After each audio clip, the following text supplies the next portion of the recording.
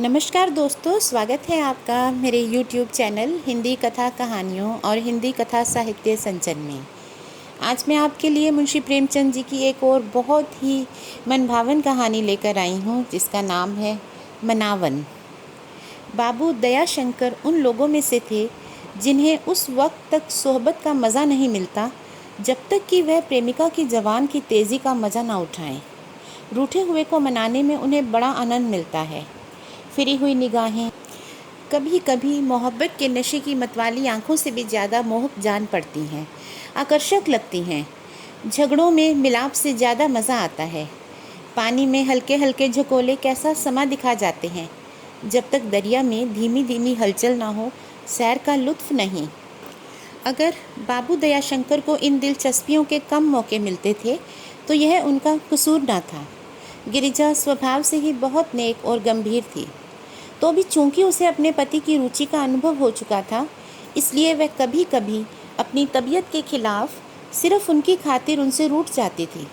मगर यह बेनीव की दीवार हवा का एक झोंका भी न संभाल सकती। उसकी आंखें, उसके होंठ, उसका दिल, यह बहरूपिये का खेल ज़्यादा देर न चला सकते। आसमान पर घटाएं आती, मगर सावन की नहीं, कुवार की। वह डरती कहीं ऐसा ना हो कि हंसी हंसी से रोना आ जाए। आपस की बदमज़गी के ख्याल से उसकी जान निकल जाती थी। मगर इन मौक़ों पर बाबू साहब को जैसी जैसी रिझाने वाली बातें सूझती, वह काश विद्यार्थी जीवन में सूझी होती तो वह कई साल तक कानून से सिर मारने के बाद मामूली क्लर्क न रहते। दयाशंकर को कौमी जलसों में बहुत दिलचस्पी थी। इस दिलचस्पी की बुनियाद उसी ज़माने में पड़ी जब वह कानून की दरगाह के मुजाविर थे, और वह अब तक कायम थे। रुपयों की थैली गायब हो गई थी, मगर कंधों में दर्द मौजूद था। इस साल कॉन्फ्रेंस का जलसा सतारा में होने वाला था। नियत तारीख से एक रोज़ पहले बाबू साहब सतारा को रवाना हुए। सफ़र की तैयारियों में इतने व्यस्त थे कि गिरिजा से बातचीत करने की भी फुर्सत न थी। आने वाली खुशियों की उम्मीद इस क्षणिक वियोग के ख्याल के ऊपर भारी थी। कैसा शहर होगा, बड़ी तारीफ सुनते हैं। सौंदर्य और संपदा की खान है, खूब सैर रहेगी। हजरत तो इन दिल को खुश करने वाले ख्यालों में मस्त थे, और इधर गिरिजा आंखों में आंसू भरे अपने दरवाजे पर खड़ी यह कैफियत देख रही थी और ईश्वर से प्रार्थना कर रही थी इन्हें खैरियत से लाना। वह खुद एक हफ्ता कैसे काटेगी, ये ख्याल बहुत ही कष्ट देने वाला था। गिरिजा इन विचारों में व्यस्त थी और दयाशंकर सफ़र की तैयारियों में। यहाँ तक कि सब तैयारियाँ पूरी हो गईं। इक्का दरवाजे पर आ गया, बिस्तर और ट्रंक उस पर रखे गए। तब विदाई भेंट की बात होने लगी। दयाशंकर गिरिजा के सामने आए और मुस्कुराकर बोले, अब जाता हूँ। गिरिजा के कलेजे में एक बर्छी सी लगी। बरबस जी चाहा कि उनके सीने से लिपट कर रोऊं। आंसुओं की एक बाढ़ सी आंखों में आती हुई मालूम हुई, मगर जब्त करके बोली, जाने को कैसे कहूँ, क्या वक्त आ गया? दयाशंकर ने कहा, हाँ, बल्कि देर हो रही है। तो गिरिजा ने पूछा, मंगल की शाम को गाड़ी से आओगे ना? दयाशंकर ने कहा, ज़रूर, किसी तरह नहीं रुक सकता। तुम सिर्फ उसी दिन मेरा इंतज़ार करना। इस पर गिरिजा बोली, ऐसा ना हो भूल जाओ, सतारा बहुत अच्छा शहर है। तो दयाशंकर ने हंसकर कहा, वह स्वर्ग ही क्यों ना हो, मंगल को यहाँ ज़रूर आ जाऊँगा। दिल बराबर यहीं रहेगा, तुम जरा भी ना घबराना। यह कहकर गिरिजा को गले लगा लिया और मुस्कुराते हुए बाहर निकल आए। इक्का रवाना हो गया। गिरिजा पलंग पर बैठ गई और खूब रोई। मगर इस वियोग के दुख, आंसुओं की बाढ़, अकेलेपन के दर्द और तरह तरह की भावों की भीड़ के साथ एक और ख्याल दिल में बैठा हुआ था, जिसे वह बार बार हटाने की कोशिश करती थी। क्या इनके पहलू में दिल नहीं है, या है तो उस पर उन्हें पूरा पूरा अधिकार है। वह मुस्कुराहट जो विदा होते समय दयाशंकर के चेहरे पर थी, गिरिजा की समझ में ना आती थी। सतारा में बड़ी धूम थी। दयाशंकर गाड़ी से उतरे तो वर्दीपोश वॉलंटियरों ने उनका स्वागत किया। एक फिटन उनके लिए तैयार खड़ी थी। उस पर बैठकर वह कॉन्फ्रेंस पंडाल की तरफ चले। दोनों तरफ झंडियाँ लहरा रही थीं। दरवाजे पर बंधनवारें लटक रही थीं। औरतें अपने झरोखों से, मर्द बरामदों में खड़े हो होकर खुशी से तालियां बजाते थे। इस शान शौकत के साथ वह पंडाल में पहुँचे और एक खूबसूरत खेमे में उतरे। यहाँ सब तरह की सुविधाएं एकत्र थीं। 10 बजे कॉन्फ्रेंस शुरू हुई। वक्ता अपनी अपनी भाषा के जलवे दिखाने लगे। किसी के हंसी दिल लगी से भरे हुए चुटकुलों पर वाह वाह की धूम मच गई, तो किसी की आग बरसाने वाली तकरीर ने दिलों में जोश की एक लहर सी पैदा कर दी। विद्वतापूर्ण भाषणों के मुकाबले में हंसी दिल लगी और बात कहने की खूबी को लोगों ने ज़्यादा पसंद किया। श्रोताओं को उन भाषणों में थिएटर के गीतों का सा आनंद आता था। कई दिन यही हालत रही और भाषणों की दृष्टि से कॉन्फ्रेंस को शानदार कामयाबी हासिल हुई। आखिर मंगल का दिन आया।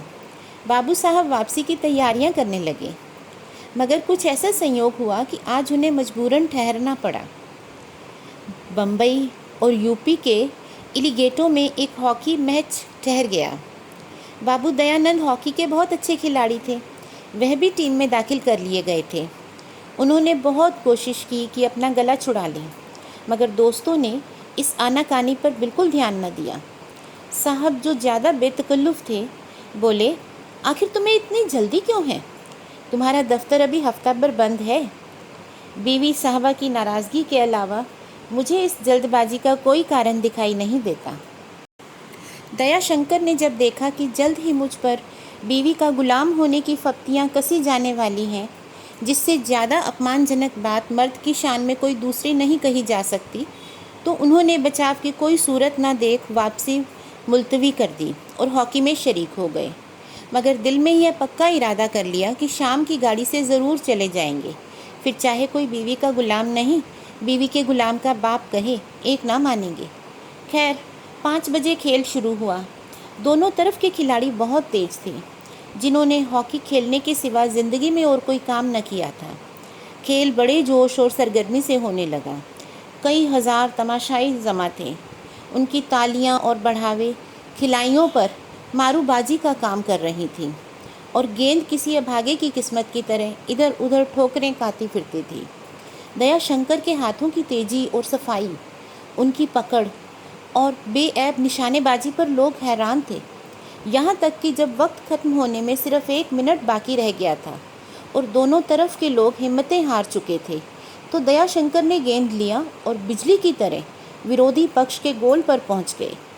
एक पटाखे की आवाज़ हुई और चारों तरफ गोल का नारा बुलंद हुआ। इलाहाबाद की जीत हुई और इस जीत का सेहरा दयाशंकर के सिर था, जिसका नतीजा यह हुआ कि बेचारे दयाशंकर को उस वक्त भी रुकना पड़ा। सिर्फ इतना ही नहीं, सितारा अमेचर क्लब की तरफ से इस जीत की बधाई में एक नाटक खेलने का कोई प्रस्ताव हुआ, जिसे बुध के रोज़ भी रवाना होने की कोई उम्मीद बाकी न रही। दयाशंकर ने दिल में बहुत पेचोताप खाया, मगर ज़बान से क्या कहते। बीवी का गुलाम कहलाने का डर ज़बान बंद किए हुए था। हालांकि उनका दिल कह रहा था, अब की देवी रूठेंगी तो सिर्फ खुशामदों से न मानेंगी। बाबू दयाशंकर वादे के रोज़ के 3 दिन बाद मकान पर पहुँचे। सितारा से गिरिजा के लिए कई अनूठे तोहफे लाए थे, मगर उसने इन चीज़ों को कुछ ऐसे देखा जैसे उससे उनका जी भर गया है। उसका चेहरा उतरा हुआ था और होंठ सूखे हुए थे। 2 दिन से उसने कुछ नहीं खाया था।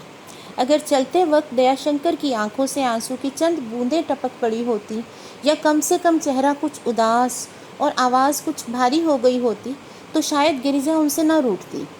आंसुओं की चंद बूंदें उसके दिल में इस ख्याल को तरोताज़ा रखती कि उनके ना आने का कारण चाहे और कुछ भी हो, निष्ठुरता हरगिज नहीं है।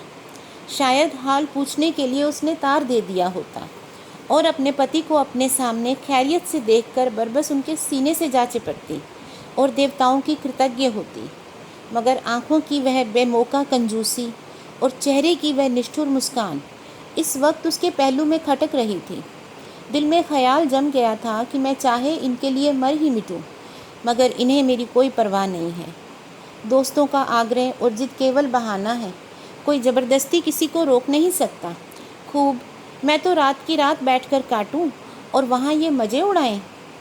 बाबू दयाशंकर को रूठों को मनाने में विशेष दक्षता थी और इस मौके पर उन्होंने कोई बात, कोई कोशिश उठा न रखी। तोहफे तो लाए थे मगर जादू न चला। तब हाथ जोड़कर एक पैर से खड़े हुए, गुदगुदाया, तलुए सहलाए, कुछ शोखी और शरारत की। 10 बजे तक इन्हीं बातों में लगे रहे। इसके बाद खाने का वक्त आया। आज उन्होंने रूखी रोटियां बड़े शौक़ से और मामूली से भी कुछ ज़्यादा खाईं। गिरिजा के हाथ से बने खाने को आज हफ्ते बाद खा रहे थे। सतारा में तो रोटियों को तरस गए थे। पूड़ियाँ खाते खाते आंतों में बाएं-गोले पड़ गए। यकीन मानो गिरिजा, वहाँ कोई आराम न था, ना कोई सैर, ना कोई लुत्फ़। सैर और लुत्फ़ तो महज दिल की कैफियत पर मुनस्सर है। बेफिक्री हो तो चटियल मैदान में बाग का मज़ा आता है, और तबीयत को कोई फ़िक्र हो तो बाग वीराने से भी ज़्यादा उजाड़ मालूम होते हैं। कमबख्त, दिल तो हरदम यहीं धरा था, वहाँ मज़ा क्या खाका था। तुम चाहे इन बातों को केवल बनावट समझ लो, लेकिन मैं तुम्हारे सामने दोषी हूँ और तुम्हें अधिकार है मुझे झूठा, मक्कार, दगाबाज, बेवफा, बात बनाने वाला जो चाहे समझ लो, मगर सच्चाई यही है जो मैं कह रहा हूँ। मैं जो अपना वादा पूरा न कर सका उसका कारण दोस्तों की जिद थी। दयाशंकर ने रोटियों की खूब तारीफ़ की, क्योंकि पहले कई बार यह तरकीब फ़ायदेमंद साबित हुई थी, मगर आज यह मंत्र भी कारगर न हुआ। गिरिजा के तेवर बदले ही रहे। तीसरे पहर दयाशंकर गिरिजा के कमरे में गए और पंखा झलने लगे। यहाँ तक कि गिरिजा झुंझलाकर बोल उठी, अपनी नाज़बरदारियाँ अपने ही पास रखिए। मैंने हुजूर से भर पाया, मैं तुम्हें पहचान गई, अब धोखा नहीं खाने की। मुझे ना मालूम था आप मुझसे यूँ दगा करोगे। गरज जिन शब्दों में बेवफाइयों और निष्ठुरताओं की शिकायतें हुआ करती हैं, वह सब इस वक्त गिरिजा ने खर्च कर डाले। शाम हुई। शहर की गलियों में मोतिये और बेले की लपटें आने लगी। सड़कों पर छिड़काव होने लगा और मिट्टी की सौंधी खुशबू उड़ने लगी। गिरिजा खाना पकाने जा रही थी कि इतने में उसके दरवाजे पर इक्का आकर रुका और उसमें से एक औरत उतर पड़ी। उसके साथ एक महरी थी। उसने ऊपर आकर गिरिजा से कहा, बहू जी, आपकी सखी आ रही हैं। ये सखी पड़ोस में रहने वाली अहलमद साहब की बीवी थी। अहलमद साहब बूढ़े आदमी थे। उनकी पहली शादी उस वक्त हुई थी जब दूध के दांत न टूटे थे। दूसरी शादी संयोग से उस ज़माने में हुई है जब मुंह में एक दांत भी बाकी न था। लोगों ने बहुत समझाया कि अब आप बूढ़े हुए, शादी न कीजिए। ईश्वर ने लड़के दिए हैं, बहुएं हैं, आपको किस बात की तकलीफ़ होगी। मगर अहलमद साहब खुद बूढ़े और दुनिया देखे हुए थे। इन शुभ चिंतकों की सलाहों का जवाब व्यवहारिक उदाहरणों से दिया करते थे। क्यों? क्या मौत को बूढ़ों से कोई दुश्मनी है? बूढ़े गरीब उसका क्या बिगाड़ते हैं? हम बाग में जाते हैं तो मुरझाए हुए फूल नहीं तोड़ते। हमारी आंखें तरोताज़ा, हरे भरे खूबसूरत फूलों पर पड़ती हैं। कभी कभी गजरे बनाने के लिए कलियां भी तोड़ लेते हैं। यही हालत मौत की भी है। क्या यमराज को इतनी समझ भी नहीं है? मैं दावे के साथ कह सकता हूँ, जवान और बच्चे बूढ़ों से ज़्यादा मरते हैं। मैं तो अभी ज्यों का त्यों हूँ। मेरे 3 जवान भाई, 5 बहनें, बहनों के पति, 3 भावजें, 4 बेटे, 5 बेटियाँ, कई भतीजे, सब मेरी आंखों के सामने इस दुनिया से चल बसे। मौत सबको निगल गई, मगर मेरा बाल भी बांका ना कर सकी। यह गलत बात है कि बूढ़े आदमी जल्दी मर जाते हैं, और असल बात तो यह है कि जवान बीवी की ज़रूरत बुढ़ापे में ही होती है। बहुएं मेरे सामने निकलना चाहें और ना निकल सकती हैं। भावजें खुद बूढ़ी हुई। छोटे भाई की बीवी मेरी परछाई भी नहीं देख सकती है। बहनें अपने अपने घर हैं। लड़के सीधे मुंह बात नहीं करते। मैं ठहरा बूढ़ा बीमार आदमी। कभी बीमार होता हूँ तो पास कौन फटके, एक लोटा पानी कौन दे, देखूँ किसकी आँख से। जी कैसे बहलाऊँ, क्या आत्महत्या कर लूँ या डूब मरूँ। इन दलीलों के मुकाबले में किसी की ज़बान न खुलती थी। गरज इस नई अहलमद्दीन ने और गिरिजा में कुछ बहनापा सा हो गया था। कभी कभी उससे मिलने आ जाया करती थी। अपने भाग्य पर संतोष करने वाली स्त्री थी। कभी शिकायत या रंज की एक भी बात ज़बान से ना निकालती। एक दिन गिरिजा ने मजाक में कहा था कि बूढ़े और जवान का मेल अच्छा नहीं होता। इस पर वह नाराज़ हो गई और कई दिन तक ना आई। गिरिजा महरी को देखते ही फ़ौरन आंगन से निकल आई। वो उसे इस वक्त मेहमान का आना नागवार गुजरा, मगर महरी से बोली, बहन अच्छी आई, 2 घड़ी दिल बहलेगा। जरा देर में अहलमुद्दीन साहब गहने से लदी हुई घूंघट निकाले छम छम करती आंगन में आकर खड़ी हो गई। गिरिजा ने करीब आकर कहा, वाह सखी, आज तो तुम दुल्हन बनी हो, मुझसे पर्दा करने लगी हो क्या? यह कहकर उसने घूंघट हटा दिया और सखी का मुंह देखते ही चौंक कर एक कदम पीछे हट गई। दयाशंकर ने जोर से कह कहा लगाया और गिरिजा को सीने से लिपटा लिया और विनती के स्वर में बोले, गिरिजन अब मान जाओ ना, ऐसी खता फिर ना होगी। मगर गिरिजन अलग हट गई और रिखाई से बोली, तुम्हारे बहुरूप बहुत देख चुकी, अब तुम्हारा असली रूप देखना चाहती हूँ। दयाशंकर प्रेम नदी की हल्की हल्की लहरों का आनंद तो ज़रूर उठाना चाहते थे, मगर तूफ़ान से उनकी तबीयत भी उतना ही घबराती थी जितनी गिरिजा की, बल्कि शायद उससे भी ज़्यादा। हृदय परिवर्तन के जितने मंत्र उन्हें याद थे वह सब उन्होंने पढ़े और उन्हें कारगर न होते देखकर आखिर उनकी तबीयत को भी उलझन होने लगी। यह वह मानते थे कि बेशक मुझसे खता हुई है, मगर खता उनके ख्याल में ऐसी दिल जलाने वाली सजाओं के काबिल न थी। मनाने की कला में वे ज़रूर सिद्धहस्त थे, मगर इस मौके पर उनकी अक्ल ने कुछ काम न दिया। उन्हें ऐसा कोई जादू नज़र न आता था जो उठती हुई काली घटाओं और जोर पकड़ते हुए झोंकों को रोक दे। कुछ देर तक उन्हीं ख्यालों में खोए रहे और फिर बोले, आखिर गिरिजन अब तुम चाहती क्या हो? गिरिजा ने अत्यंत सहानुभूति शून्य बेपरवाही से मुंह फेर कर कहा, कुछ नहीं। दयाशंकर ने कहा, नहीं, कुछ तो ज़रूर चाहती हो, वरना 4 दिन तक बिना दाना पानी के रहने का क्या मतलब? क्या मुझ पर जान देने की ठानी है? अगर यही फैसला है तो बेहतर है तुम यूँ जान दो और मैं कत्ल के जुर्म में फांसी पाऊँ, किस्सा तमाम हो जाए। अच्छा होगा, बहुत अच्छा होगा, दुनिया की परेशानियों से छुटकारा हो जाएगा। यह मंत्र बिल्कुल बेअसर रहा। गिरिजा आंखों में आंसू भरकर बोली, तुम खामखा मुझसे झगड़ना चाहते हो और मुझे झगड़े से नफ़रत है। मैं तुमसे ना बोलती हूँ और ना चाहती हूँ कि तुम मुझसे बोलने की तकलीफ़ गवारा करें। क्या आज शहर में कहीं नाच नहीं होता? कहीं हॉकी मैच नहीं है? कहीं शतरंज नहीं बिछी हुई है? वहीं तुम्हारी तबीयत जमती है। आप वहीं जाइए और मुझे अपने हाल पर रहने दीजिए, मैं बहुत अच्छी तरह से हूँ। दयाशंकर करुण स्वर में बोले, क्या तुमने मुझे ऐसा बेवफा समझ लिया है? गिरिजा बोली, जी हाँ, मेरा तो यही तजुर्बा है। तो दयाशंकर ने कहा, तो तुम सख्त गलती पर हो। अगर तुम्हारा यही ख्याल है तो मैं कह सकता हूँ कि औरतों की अंतर्दृष्टि के बारे में जितनी बातें सुनी हैं वह सब गलत हैं। गिरिजा अब भी मेरे दिल में है। गिरिजा ने बात काट कर कहा, सच? आपके भी दिल है? यह आज नई बात मालूम हुई। दयाशंकर कुछ झेम कर बोले, खैर जैसा तुम समझो, मेरे दिल न सही, मेरे जिगर न सही, और दिमाग तो साफ जाहिर है ईश्वर ने मुझे दिया ही नहीं, वरना वकालत में फ़ेल क्यों होता। गोया मेरे शरीर में सिर्फ पेट है, मैं सिर्फ खाना जानता हूँ, और सचमुच है भी ऐसा ही। तुमने मुझे कभी फाका करते नहीं देखा।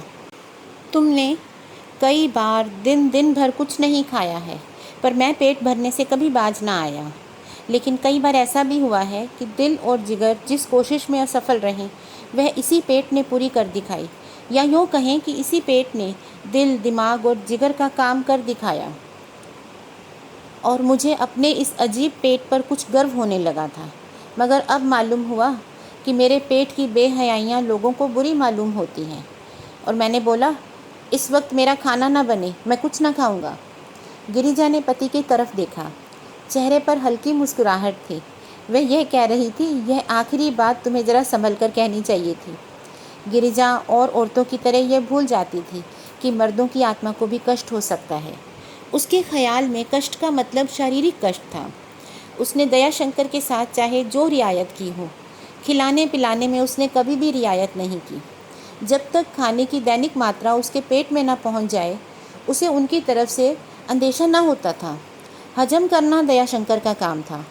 सच पूछिए तो गिरजा की ही शक्तियों ने उन्हें हॉकी का शौक़ दिलाया था, वरना अपने और सैकड़ों भाइयों की तरह उन्हें दफ्तर में आकर हुक्के और शतरंज से ज़्यादा मनोरंजन होता था।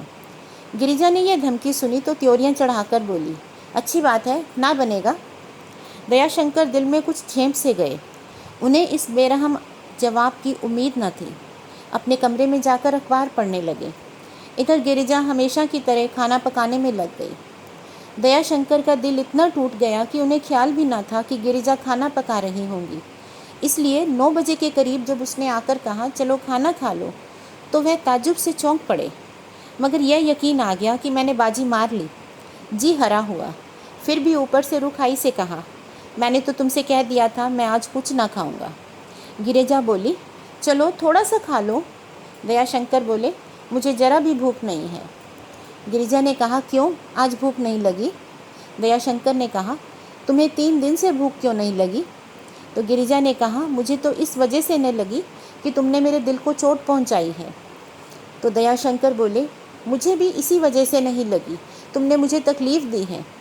दयाशंकर ने रुखाई के साथ ये बातें कहीं और अब गिरिजा उन्हें मनाने लगी। फ़ौरन पासा पलट गया। अभी एक क्षण पहले वह खड़े हुए उसकी खुशामदें कर रहे थे और मुजरिम की तरह उसके सामने हाथ बांधे खड़े थे, गिड़गिड़ा रहे थे, मिन्नतें करते थे, और अब बाजी पलटी हुई थी। मुजरिम इंसाफ की मसनद पर बैठा हुआ था। मोहब्बत की राहें मकड़ी के जालों से भी पेचीदा हैं। दयाशंकर ने दिल में प्रतिज्ञा की थी कि मैं भी इसे इतना ही हैरान करूंगा जितना इसने मुझे किया है, और थोड़ी देर तक वह योगियों की तरह स्थिरता से बैठे रहे। गिरिजा ने उन्हें गुदगुदाया, तलवे खजुलाए, उनके बालों में कंघी की, कितनी ही लुभाने वाली अदाएं खर्च की, मगर असर न हुआ। तब उसने अपनी दोनों बाहें उनकी गर्दन में डाल दी और याचना और प्रेम से भरी हुई आंखें उठाकर बोली, चलो मेरी कसम खा लो। फूस के बांध बह गए। दयाशंकर ने गिरिजा को गले से लगा लिया। उसके भोलेपन और भावों की सरलता ने उनके दिल पर एक अजीब दर्दनाक असर पैदा किया। उनकी आंखें भी गीली हो गई। आह, मैं कितना जालिम हूँ, मेरी बेवफाइयों ने इसे कितना रुलाया है। 3 दिन तक इसके आंसू नहीं थमे, आंखें नहीं झपकी। 3 दिन इसने दाने की सूरत नहीं देखी, मगर एक जरा से इनकार ने, झूठे नकली इनकार ने चमत्कार कर दिखाया। कैसा कोमल हृदय है, गुलाब की पंखुड़ी की तरह, जो मुरझा जाती है मगर मैली नहीं होती। कहाँ मेरा ओछापन, खुदगर्जी, और कहाँ ये बेखुदी, यह त्याग, यह साहस। दयाशंकर के सीने से लिपटी हुई गिरिजा उस वक्त अपने प्रबल आकर्षण से अनेक दिल को खींचे जाती थी। उसने जीती हुई बाजी हार कर आज अपने पति के दिल पर कब्जा पा लिया। इतनी ज़बरदस्त जीत उसे कभी न हुई थी। आज दयाशंकर को मोहब्बत और भोलेपन की सूरत पर जितना गर्व था, उसका अनुमान लगाना कठिन है। जरा देर में वह उठ खड़े हुए और बोले, एक शर्त पर चलूँगा। गिरिजा ने कहा, क्या? दयाशंकर बोले, अब कभी मत रूठना। तो गिरिजा बोली, यह तो टेढ़ी शर्त है, मगर मंजूर है। 2-3 कदम चलने के बाद गिरिजा ने उनका हाथ पकड़ लिया और बोली, तुम्हें भी मेरी एक शर्त माननी पड़ेगी। तो दयाशंकर बोले, मैं समझ गया, तुमसे सच कहता हूँ, अब ऐसा ना होगा। दयाशंकर ने आज गिरिजा को भी अपने साथ खाना खिलाया। वह बहुत लजाई, बहुत हीले किए। कोई सुनेगा तो क्या कहेगा, ये तुम्हें क्या हो गया है? पर दयाशंकर ने एक ना मानी और कई कौर गिरिजा को अपने हाथ से खिलाए और हर बार अपनी मोहब्बत का बेदर्दी के साथ मुआवजा लिया। खाते खाते उन्होंने हंसकर गिरिजा से कहा, मुझे न मालूम था तुम्हें मनाना इतना आसान है। गिरिजा ने नीची निगाहों से देखा और मुस्कुराई, मगर मुंह से कुछ ना बोली। धन्यवाद दोस्तों। अगर आपको ये कहानियाँ पसंद आती हैं तो आप मेरे चैनल को सब्सक्राइब कीजिए और मेरे वीडियो को लाइक और शेयर कीजिए। धन्यवाद।